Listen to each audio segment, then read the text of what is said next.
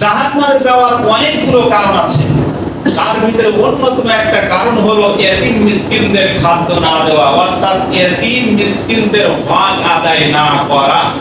আল্লাহ কোরআন বলছে, সূরা মুদাসসিরের ভিতরে আল্লাহ তাআলা বলছেন, ক্বালু লাম নাকু মিনাল মুসাল্লিন। জাহান্নামীদেরকে জিজ্ঞাসা করা হবে, ও জাহান্নামীরা তোমরা কেন জাহান্নামের ভিতরে আসলে?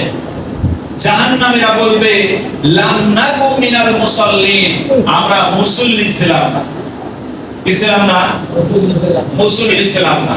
মুসল্লি মানে যে নামাজ পড়ে, যে ব্যক্তি নামাজি, পাঁচ ওয়াক্ত নামাজ আদায় করে, জামাতের সঙ্গে আদায় করার জন্য সর্বাত্মকভাবে প্রচেষ্টা চালায়, তাকে বলা হয় মুসল্লি। তাকে কি বলা হয়?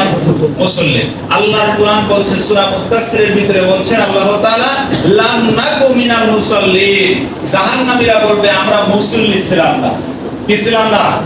তাহলে আমাদের মুসল্লি হওয়ার দরকার কিনা? সবাই বলেন দরকার কিনা? শুধুমাত্র রমজান মাসের মুসল্লি আমরা হব না সারা বছরের মুসল্লি হতে হবে? আমাদের ইবাদত কতদিন হবে? 1 মাস হবে না 12 মাস হবে? শুধুমাত্র 12 মাস। ওয়া'বুদ রাব্বাকা হাত্তা ইয়াতিয়াকাল ইয়াকিন, সূরা ইব্রাহিমের আয়াত।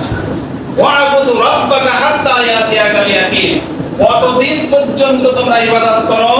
যতদিন না পর্যন্ত তোমাদের মৃত্যু না আসে।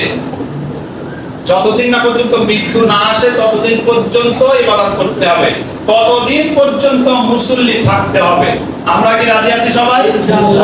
ইনশাআল্লাহ। তাহলে জাহান্নামে যাওয়ার সবথেকে বড় কারণ হলো মুসল্লি না থাকা, মুসল্লি না হওয়া।